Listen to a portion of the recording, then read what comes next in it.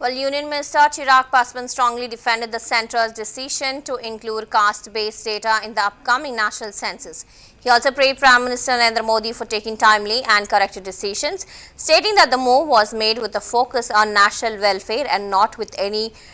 electoral intentions. Paswan expressed his concern over opposition parties trying to mislead the public by suggesting that the decision was linked to elections in a single state, Bihar.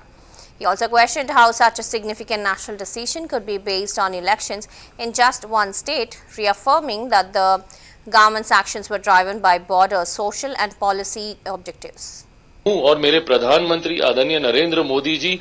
उचित समय पर उचित फैसला लेने के लिए जाने जाते हैं और जो लोग आज इसको बोलते हैं, sorry I am taking all your questions in advance only because मुझे पता है कि ये सारे सवाल आप लोगों की तरफ से आएंगे, क्योंकि विपक्ष पिछले लगभग 24 घंटे से कम ही हुए हैं अभी इस फैसले को आए हुए और इतने भ्रम फैलाने का कार्य कर रहा है कि चुनाव के दृष्टिकोण से यह फैसला लिया गया है। भैया, एक राज्य में चुनाव, बिहार में एक राज्य में चुनाव में के लिए आप राष्ट्रीय स्तर पर जाति आधारित जनगणना का फैसला ले लेंगे, और अगर यह फैसला चुनावी दृष्टि से लेना ही होता तो हम लोग लोकसभा से पहले इस फैसले को लेते ना,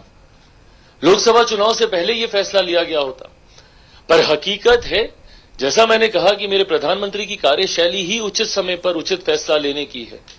और अब यह समय की मांग थी। This was the need of the hour. अब जरूरत थी कि यह जनगणना हो